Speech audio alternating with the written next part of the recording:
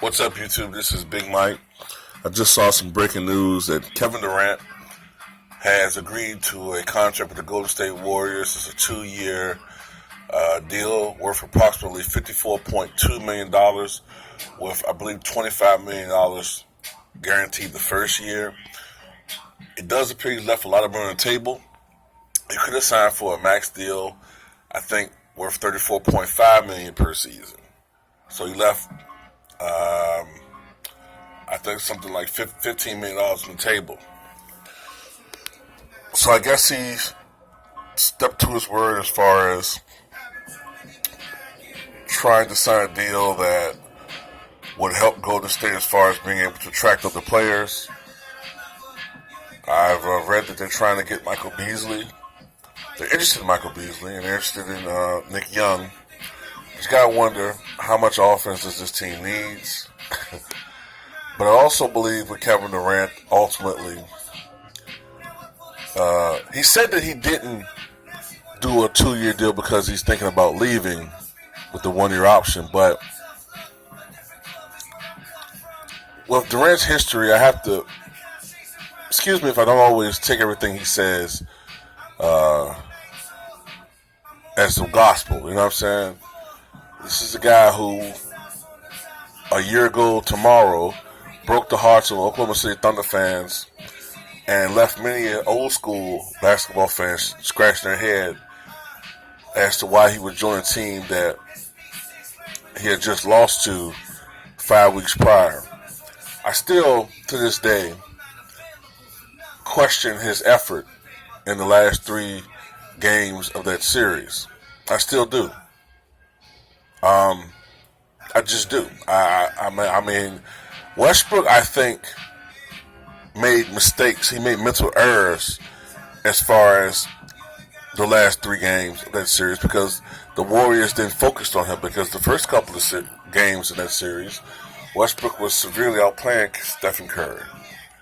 And they made adjustments and sort of neutralized Russell Westbrook to an extent. But Kevin Durant, I don't understand some of the decisions that he made in those last couple of games, especially with his shot selection. But having said that, that was a year ago.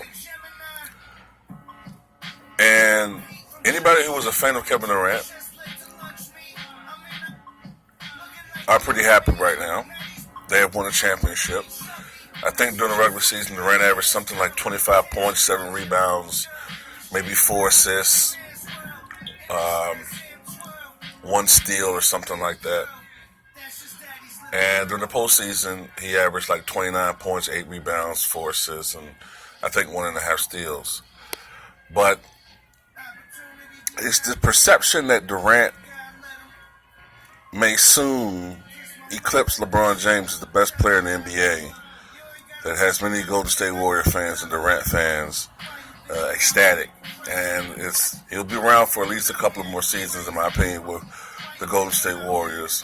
And Durant he's now entering his prime years. These are the same years that LeBron James were entering when he joined the Miami Heat.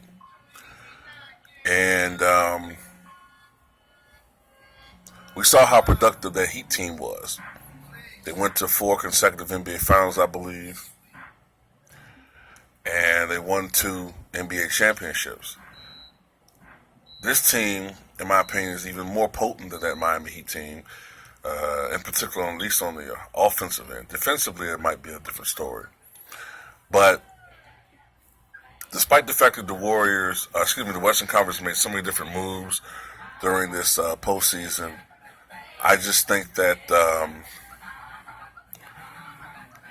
no team has done enough to contend with the Golden State Warriors as far as winning an NBA championship. I think Durant has the potential right now. He wins a couple more championships with the Warriors. And I think that what might occur with Durant after his run with the Warriors, I don't see him finishing his career with the Warriors. I think ultimately he's going to go to the Washington Wizards. You see that team with John Wall and Bradley Beal and Marcin Gortat and the other individuals that play for that club. You see how basically,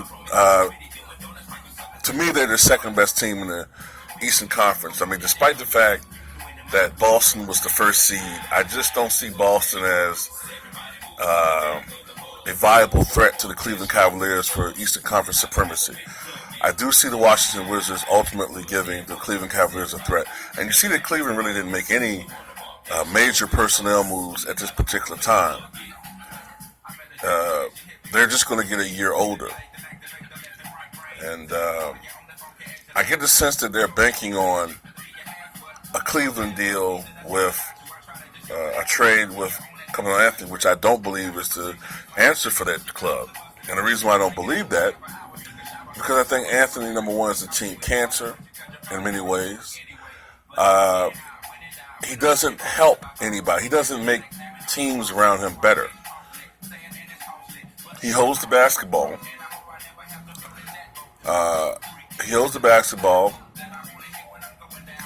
And he, has the same moves that he used to score. And the thing about that type of player, a guy who holds the basketball, doesn't pass, doesn't involve other players around him, they're like a black hole.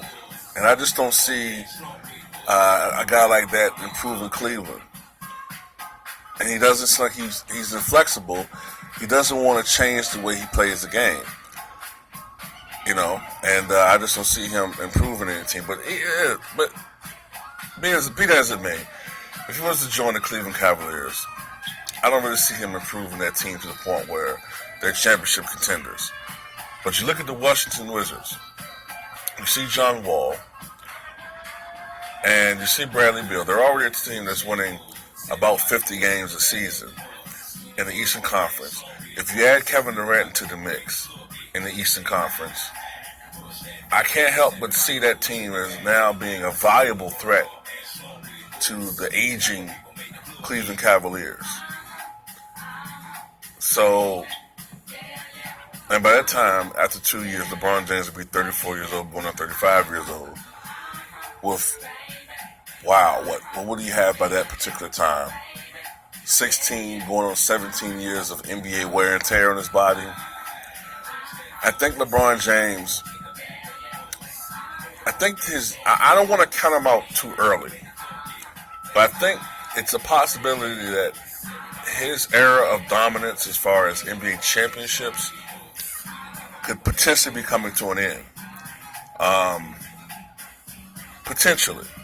But you never know, because I remember saying to people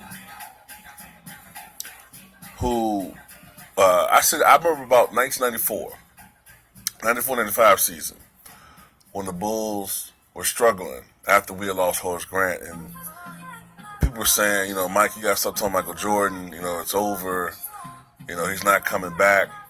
Orlando Magic's going to be the new dynasty. They're going to be better than the Bulls, and yada, yada. And I remember thinking to myself, knowing the type of personality Michael Jordan was, he has to be itching to come back now, because he was only 31 years old at the time. You were on the height, you left at the height of supremacy in the NBA. But now you have people saying that you're too old, that you can't hang with these guys in the NBA now. And I knew that he would come back if the opportunity presented itself, and he did.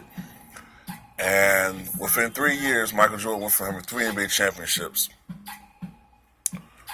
to having 6 NBA championships. So you never know. You can't say LeBron James' era of dominance is over, but it doesn't look good, in my opinion. Cleveland has to make some type of personnel changes. And I know I'm talking about LeBron, this video is supposed to be about Kevin Durant, but going back to Golden State, I just don't see any team like threatening these guys, bro. I just don't see it, man. I'm trying to look at what Houston's doing and look at what these other teams are doing. I'll say this about Minnesota. Osa Cafe says, speak about the Minnesota Timberwolves. Tom Thibodeau was the best thing that happened to the Chicago Bulls, and maybe it was the worst thing that happened to the Chicago Bulls in some ways after a while. But I will say this, when Tom Thibodeau was our head coach, the Bulls never looked better since the dynasty years. And you see what he's doing up there now. He has Jimmy Butler in Minnesota. I saw he just signed Taj Gibson, who played the last 20 games or so of the regular season with the Oklahoma City Thunder. And you see the club that they have up there now. The center that they have, the star center up there now, his name eludes me right now. I'm making this video. Michael Towns, I forget his name. But you see the team that they have. I think in the long run, that Minnesota team could be a potential threat in the Western Conference. I mean, in the long run. I'm talking like, if they keep that core team together maybe 4 or 5 years from now, because I do believe that ultimately that Golden State Warrior team is going to break up. Because I get a sense, and I could be wrong.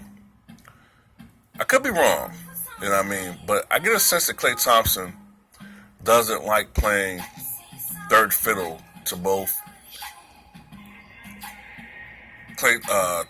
Stephen Curry and Kevin Durant. Because you got to remember, during that first championship run in 2014-15, he and Stephen Curry were both pretty much equal partners as far as distribution of shots and as far as credits due and all that. And then it was Curry Mania last year, and then 2015-16. Then last season it was Durant.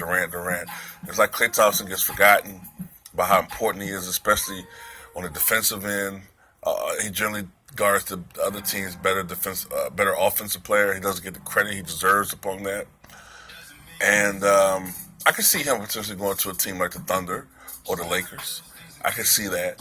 So I just say this like Golden State Warrior fans. Enjoy it right now while you have it. All you real fans, all you bandwagoners, fuck you. You're played, and it's not going to last forever. The real Golden State Warrior fans, enjoy this, okay? But that's all I got to say about that right now. Tell me what you guys think.